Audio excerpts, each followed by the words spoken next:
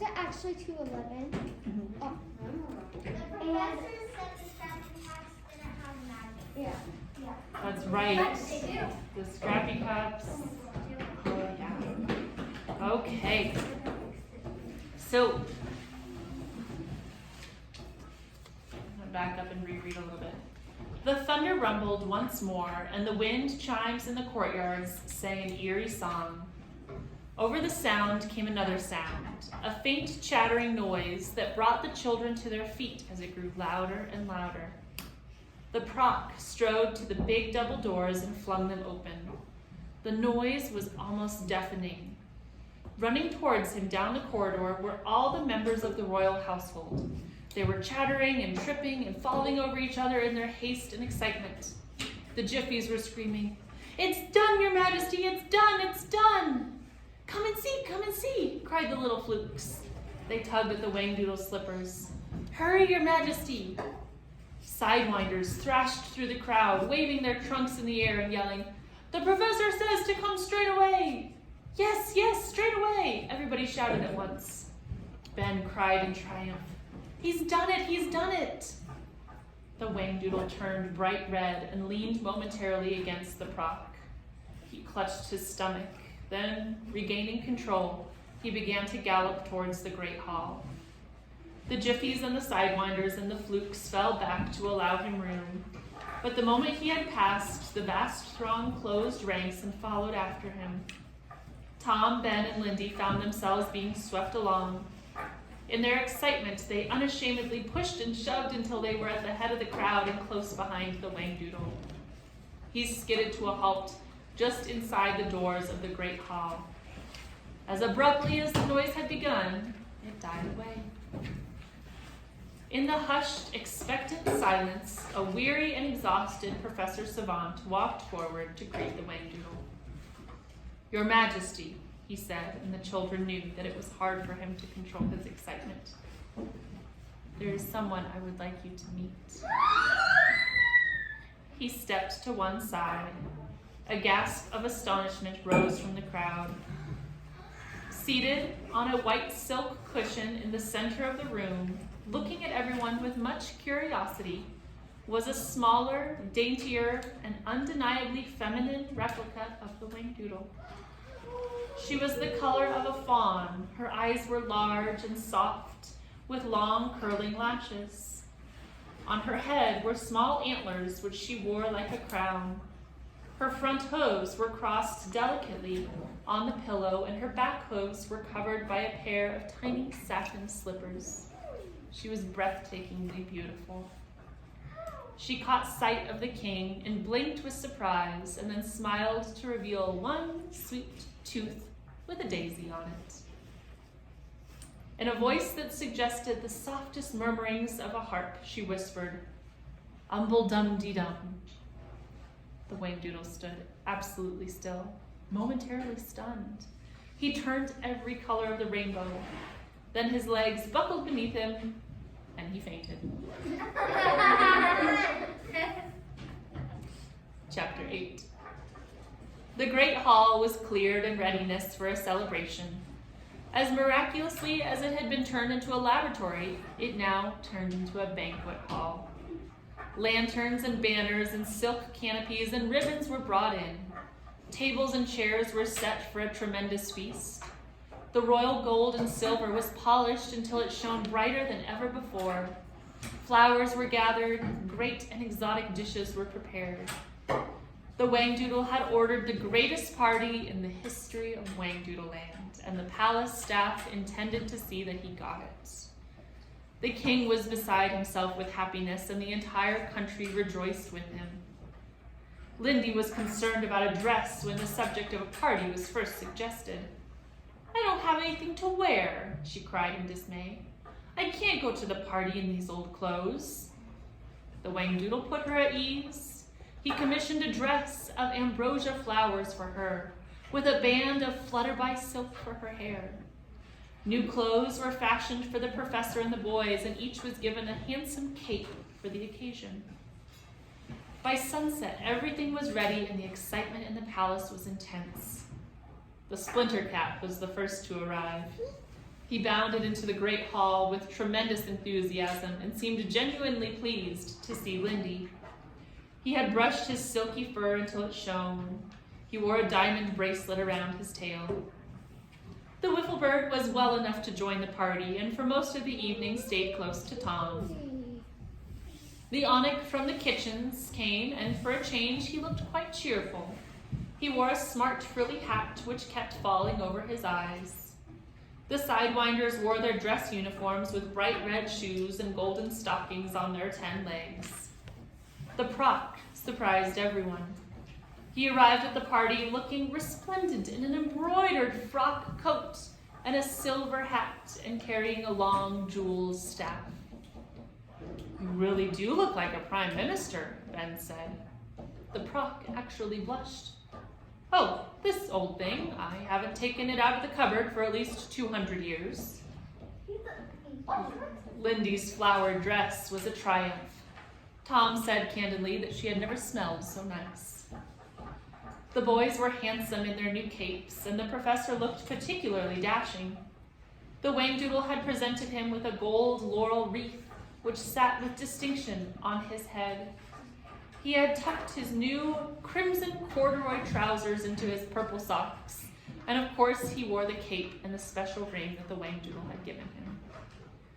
By the time every jiffy and fluke had been packed into the hall, the place was filled to capacity. At the appropriate moment, the Proc moved to a velvet-covered platform at the far end of the room, where there were 2 golden chairs. Above them hung a silken canopy and a burnished shield with the words, "Pax Amor et Lepos and Incanado." The Proc banged his staff for attention, and his voice rang through the hall. I'll have to look that up. It's Latin for something. "Citizens of Whangdoodle Land, honored guests, your attention, please. It is with greatest pleasure that I present to you His Majesty, the King, and his lovely Queen." The entire congregation sank to their knees, and there was a sigh of delight as the royal couple entered. The Whangdoodle's antlers were adorned with the royal jewels, as he glittered and sparkled like a Christmas tree. His shy and enchanting bride wore a simple diamond coronet. Everyone cheered. Love and happiness filled the beautiful room. The Proc danced with Lindy. Ben was an instant success with the female jiffies. They thought him most handsome and plied him with sweets and paid him so much attention that he became quite embarrassed. Lindy was asked to sing, and she happily complied. Her sweet voice pleased everyone, and the Splinter Cat obligingly put his head in the punch bowl to keep from howling. The Whangdoodle spent every second with his bride. He was unashamedly in love and very keen to impress her. At one point, his energy got the better of him, and he turned every color of the rainbow while dancing cabarets and banging his new slippers together. Lindy said, "Your Majesty, you're changing color. Is that flange?" "Yes, yes, flange, flange, flange," the king yelled at the top of his voice. "It's surprisingly simple this evening. Can't think why." The grand ball continued long into the night. Everyone agreed that there had never been such a party. The doors of the palace were opened, and dancing couples spilled out into the crystal courtyards and waltzed beneath a sparkling starry sky. The professor sat quietly beside the royal couple and watched them proudly. The Whangdoodle moved over to speak with him. "My good friend, my dear, dear professor," he lisped affectionately. "How can I ever thank you for what you have done? You have given me all that my heart desired." "I'm glad, Your Majesty. That makes me very happy. Remember that your wife will need a lot of care. She is still fragile and needs to gain strength. Have you decided on a name for her yet? I thought I'd leave that choice to you. Will you do me the honor and think of something pretty? We intend to have a quiet christening in a couple of days." The professor thought about it. "I think that I would like the Queen to be named something simple. She is the very essence of what my work is all about, and I am most proud of the achievement. How about Clarity? Splendid, splendid, a lovely name. Claire for short.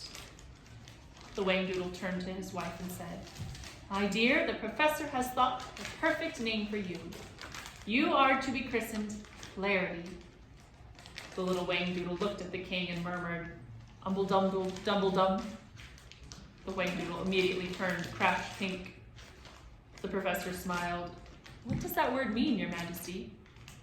It's a special term of endearment known to all Whangdoodles. The professor smiled. Sir, there is one very important thing I would like to discuss with you, and that is the children and the matter of their hats, the scrappy caps. It is imperative that you give them back to me. The Whangdoodle looked uncomfortable. Couldn't we talk about that tomorrow? I'm afraid not. You see, tomorrow we simply must be on our way. Oh, bother. The Whangdoodle fell silent for a moment. He looked up. I don't want you to go, you know. Oh, Your Majesty, we don't want to go either. I know that it will somehow get out that you came to see me. That will be the beginning of the end. Life is so wonderful now. There's more reason than ever for me to protect it. The king looked worried and dispirited. I don't see how I can possibly let you go. But sir, think of the children and their family. It would be unfair and not at all like you if you refused to allow them to go home. It is important that they continue to live their lives as they were meant to live them. Consider how you would feel if you were separated from your wife and were unable to see her again. Oh, my goodness. The king turned white. I do see what you mean, but humans aren't to be trusted, are they? Might I suggest you start learning to trust again, Your Majesty? You used to in the old days. Why would any of us want to spoil life for you? We'd be destroying the very thing we've come to appreciate and love. I shall miss you. The Whangdoodle's eyes grew moist and he blinked several times. We will miss you too. Will you come back and visit? The professor spoke sincerely. You have only to send word. Yes, good. The Whangdoodle beckoned to the Proc. Proc, old boy, fetch the hats, the scrappy caps. The professor and the children will be leaving in the morning. Also, have the jolly boat brought up. I want to escort them home. Everyone turned out to see them off. It was a sparkling, fresh morning. The jolly boat moved down the Golden River with the professor and the children and the Proc and the Whangdoodle aboard. Clarity stayed behind at the palace in order to rest. The children felt mixed emotions of happiness and sadness. It was good to be going home, but sad to be saying goodbye. They brightened, however, when the professor revealed that the Whangdoodle had extended an invitation to come and visit again another day. As they sailed along, they made good use of the royal soda fountain.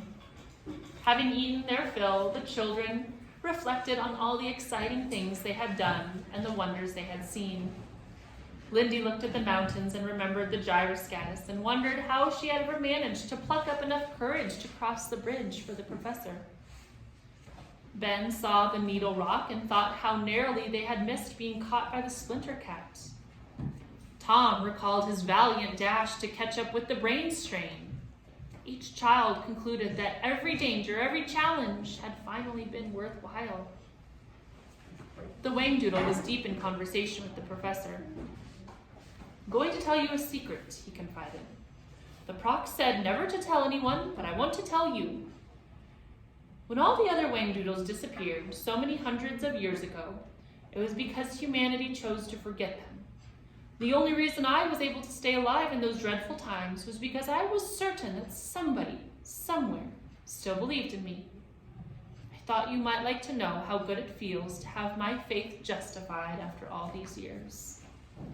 The professor was so touched, he was unable to reply. The Whangdoodle continued, I don't suppose you could stay on, could you? I understand about the children having to go, but couldn't you stay? I'm afraid not, Your Majesty. There is a lot of work for me to finish. I was just thinking that I could use your advice. I mean, I've never been married before. I hope I'll be able to look after Claire properly, be a wise husband and everything. I don't think you'll have any problems, Your Majesty. Just love her very much, as she so obviously loves you, and you'll find the answers, never fear. The jolly boat pulled into its mooring on the bland lands plain. The children and the professor said their goodbyes. It was a sad moment. There was a sudden flurry of feathers, and the wiffle bird appeared out of nowhere and flew straight onto Tom's shoulder. She screamed, "Mayday!" right into his ear. "What is it, wiffle bird? What is it?" he gasped. She made frantic little sounds and hung onto his jacket. The proc stepped forward and said wisely, "It is because you are leaving. Come along, wiffle bird. Thomas will be back another day." "Of course I will," said Tom bravely. He lifted her off his shoulder and handed her gently to the proc. "Now take care of yourself, dear wiffle bird. I'll see you soon." He turned away so she could not see his tears. The professor glanced at the children, then looked at the Whangdoodle. He gave a meaningful nod of farewell. The children suddenly felt the world beginning to spin, and the familiar dazzling light surrounded them. Almost immediately, they found themselves back in the professor's garden. The professor said quietly, "You'd better hurry on home. Ethel will be waiting for you." Lindy flung her arms about him. "Oh, Professor, thank you for the best time ever. It was wonderful. Will we see you soon?" "Yes, I'll be here from time to time, though Washington is my home base." "It's not going to be the same without you," said Ben. "Good heavens, you can't have a life handed to you on a platter every day," said the professor. "That would be very boring and there'd be no satisfaction in it. You shouldn't be needing me at all for a while. You've learned your lessons well. Look around you. Don't you see things differently now?" The children gazed at the garden and the familiar house and the sky above and realized that they were aware of every detail, every color. It was hard to believe that there had ever been a time when they had not seen the world with the same clarity. Don't leave, I have one paragraph. The professor put his arms around them and said firmly, "Listen to me. You have all the tools, all the equipment necessary to make your own world as wonderful as Whangdoodle Land. So how about trying? If you set a good enough example, you could start a fashion. Think of the favor you'd be doing the Whangdoodle. He might be persuaded to visit one day. He might just stay around if we all tried hard enough. It is up to each and every one of us. Now be off with you. I love you. I'll write you a long letter from Washington." Is that the end of the book? There is an epilogue, but we will read it tomorrow. What's the epilogue? It's the end. It's the end credit.